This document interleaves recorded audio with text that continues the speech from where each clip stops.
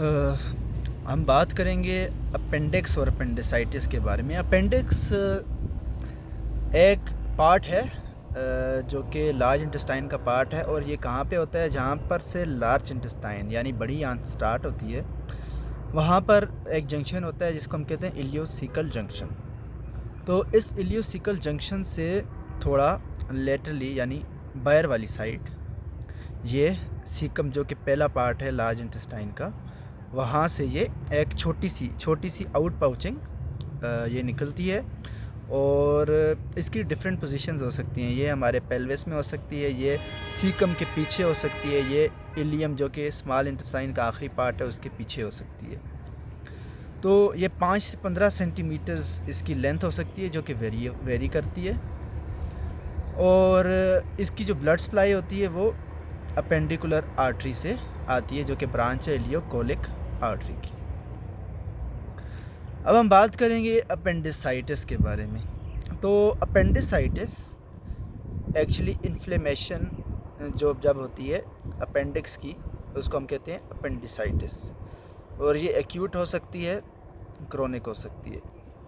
Acute appendicitis तब होती है मोस्टली जब कोई फीकल मटेरियल या फिर कोई इन्फेक्शन हुआ और लिम्फाइड हाइपरप्लेजिया, वहाँ पर कुछ आम ज़ुबान में हुदूद कह दें, वो उधर होते हैं और वो बड़े हो जाते हैं। उसकी वजह से क्या होगा कि इसकी जो ये एक पतला पोर्शन होता है इंटेस्टाइन का, सो इसकी ऑब्स्ट्रक्शन हो जाती है। जब इसके आउटलेट की ऑब्स्ट्रक्शन होगी तो वहाँ पर क्या होता है कि म्यूकस सिक्रीट होना स्टार्ट हो जाता है।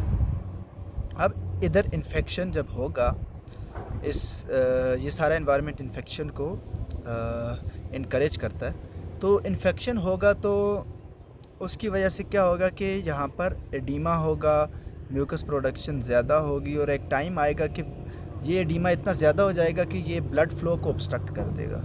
उसकी वजह से इसकी गैंग्रीन हो सकता है, परफोरेशन हो सकती है, और फिर पेरिटोनियम को साथ इन्वॉल्व करके पेरिटोनाइटिस काज कर सकता है। अब आपके पास पेशेंट अपेंडिक्स का प्रेजेंट कैसे करेगा? अगर पेशेंट जो है जिसको एक्यूट अपेंडिसाइटिस है, वो आपके साथ प्रेजेंट करेगा with pain in the periumbilical region. Periumbilical region में उसको पेन होगा, और उसके साथ साथ वो पेन बाद में शिफ्ट हो जाएगा राइट इलियक फोसा में, यानी लोअर राइट एब्डामेन में वो शिफ्ट हो जाएगा। और फिर उसके बाद उसको साथ साथ एनोरेक्सिया, नोज़िया और 1 या 2 एपिसोड्स वॉमिटिंग की होंगी। ये टिपिकल प्रेजेंटेशन होती है एक बंदा जिसको अपेंडिसाइटिस हो। अगर एक बंदा है जिसको एटिपिकल प्रेजेंटेशंस हैं, तो उसमें एक तो उसको डायरिया हो रहा होगा, और दूसरा जो पेन होता है वो उसको स्टार्ट ही राइट इलियक फोसा यानी एब्डामेन के निचले हिस्से में ही पेन स्टार्ट होता है और वहीं पे रहता है। तो तीसरी चीज़, उसको साथ साथ जो है छोटा पेशाब ज़्यादा आएगा, क्योंकि अगर ये हमारे पेल्विस में होती है इलियम, अगर अपेंडिक्स हमारे पेल्विस में है तो ये ब्लैडर को भी साथ इरिटेट करती है, जिसकी वजह से फ्रीक्वेंसी ऑफ मिक्चुरेशन यानी पेशाब आने की फ्रीक्वेंसी ज़्यादा हो जाती है। अब हम बात करेंगे इसके लिए एग्जामिनेशन में हम क्या करते हैं। अगर हमारे पास पेशेंट इन सब चीज़ों के साथ प्रेजेंट करता है, तो हम सबसे पहले देखेंगे उसके वाइटल्स मेजर करेंगे, फीवर देखेंगे।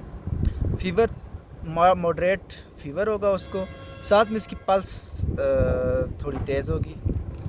और जब हम उसका पहले माउथ की एग्जामिनेशन करेंगे, क्योंकि फर्ड टंग और फीटर ओरस यानी मुंह से बदबू, ये सब कुछ एसोसिएटेड होता है 50% ऑफ केसेस में विद एक्यूट अपेंडिसाइटिस। और बच्चों में अगर टॉन्सिल्स हैं तो वो भी एसोसिएटेड हो सकते हैं विद मिजेंटेरिक एडेनाइटिस, जो कि अपेंडिसाइटिस के साथ एसोसिएटेड हो सकता है। फिर उसके बाद हम आ जाते हैं इसकी एब्डामिनल पाल्पेशन पे। एब्डामिन को हम हाथ से पाल्पेट करना है, तो जब हम हाथ लगाएंगे उसके राइट इलियक फोसा में, तो वो मसल्स को सख्त कर देगा, इसको हम कहते हैं मसल्स गार्डिंग। अगर हम दबा के देखेंगे तो उसको दर्द होगा, और दबा के छोड़ेंगे तो भी उसको दर्द होगा। पहले को हम कहते हैं टेंडरनेस, और दूसरे को हम कहते हैं रिबाउंड टेंडरनेस। अब हम नेक्स्ट आ जाते हैं, कुछ साइंस होते हैं जो कि हम देखते हैं इस पेशेंट में। जिसको हम कहते हैं, पहला एक होता है पॉइंटिंग साइन। पेशेंट को कहते हैं कि पॉइंट करो उस एरिया को जहाँ पर पेन हो रहा है। वो पहले पॉइंट करेगा अपने राइट, अपने पेरियम्बलाइकल रीजन में, और फिर पॉइंट करेगा टुवर्ड्स राइट इलियक फोसा। दूसरा साइन होता है रोवसिंग साइन।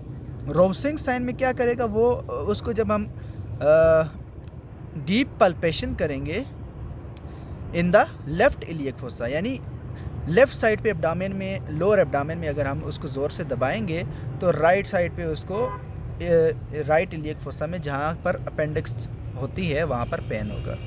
तीसरा साइन होता है श्वास साइन के, एक श्वास मसल होता है।